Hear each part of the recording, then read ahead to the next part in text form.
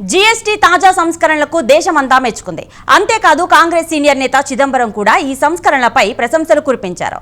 అయితే జీఎస్టీకి సంబంధించి తన రూటే వేరంది కేరళ కాంగ్రెస్. బీహార్ను కించపరిచే పోస్ట్ పెట్టి వివాదాల పాలైంది. దీంతో కేరళ కాంగ్రెస్ పై బీజేపీ మండిపడింది.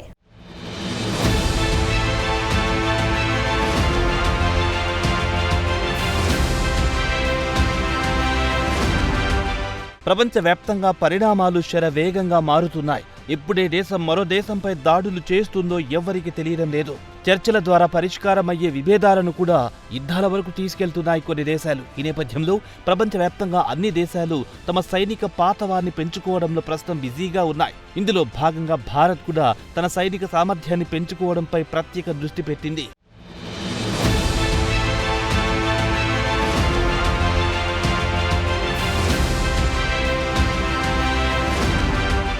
భారత్ కూడా తన సైన్యాన్ని మరింతగా బలోపేతం చేయాలని కేంద్ర ప్రభుత్వం నిర్ణయించుకుంది. ఇందులో భాగంగా సైనికులకు అత్యాధునిక ఆయుధాలు అందించాలని నిర్ణయం తీసుకుంది. ఇందులో హైపవర్ సోనిక్ క్షిపణులు అలాగే అణుశక్తి యుద్ధ నౌకలున్నాయి.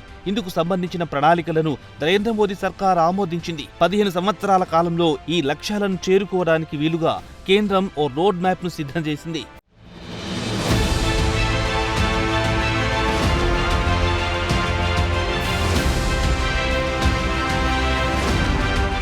ఈ ఏడాది ఏప్రిల్ నెలలో జమ్మూ కాశ్మీర్లో ఉగ్రవాదులు దాడి చేసి 26 మందిని బలి తీసుకున్న సంగతి తెలిసింది.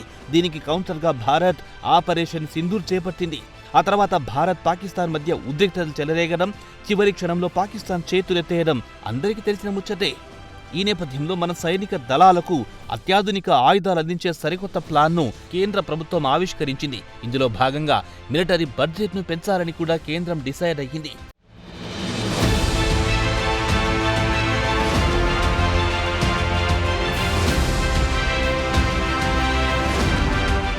కాగా తాజా ప్లాన్లో భాగంగా కనీసం 500 హైపర్ సోనిక్ క్షిపణులను మన సైనికులకు ఇవ్వాలనేది కేంద్ర ప్రభుత్వ ఆలోచన. అలాగే పాత యుద్ధ ట్యాంకులను 1800 అత్యాధునిక ఫ్యూచర్ ట్యాంకులతో భర్తీ చేయనున్నారు. మరో 400 తేలికపాటి ట్యాంకులను మన సైనిక దళాలకు అందించనున్నారు. వీటితో పాటు 700 రోబోటిక్ కౌంటర్ ఐఈడీ సిస్టంలను కూడా రంగంలోకి దించాలని రక్షణ రంగం ప్లాన్ నిర్ణయించింది.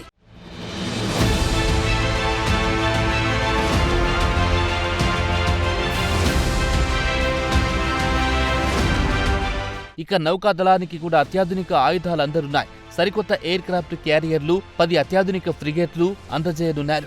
వీటితో పాటు అణుశక్తితో నడిచే యుద్ధ నౌకలు, ఎలక్ట్రోమాగ్నెట్ ఎయిర్ క్రాఫ్ట్ లాంచ్ సిస్టమ్కు కూడా కేంద్ర ప్రభుత్వం గ్రీన్ సిగ్నల్ ఇచ్చింది.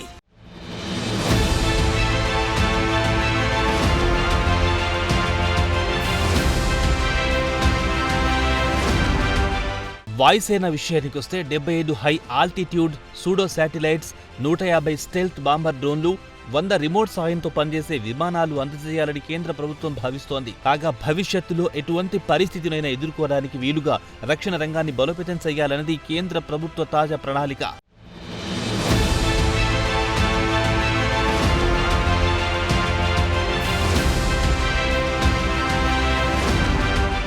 Integrated air defence weapon system ప్రస్తుతం భారత్ దీని మీద తన దృష్టి కేంద్రీకరించింది. ఇటీవల సదరు integrated air defence weapon system ను ఒడిశా తీరం నుంచి DRDO విజయవంతంగా పరీక్షించింది. వాస్తవానికి ఇదొక బహుళ అంచెల డిఫెన్స్ వ్యవస్థ. కాగా భారత్ గగనతల రక్షణ వ్యవస్థ సామర్థ్యానికి integrated air defence weapon system ఒక ఉదాహరణ అన్నారు రక్షణ మంత్రి రాజ్నాథ్ సింగ్. శత్రువులు ప్రయోగించే గగనతల ఆయుధాల నుంచి సదరు integrated air defence weapon system ను కాపాడుతుందన్నారు ఆయన.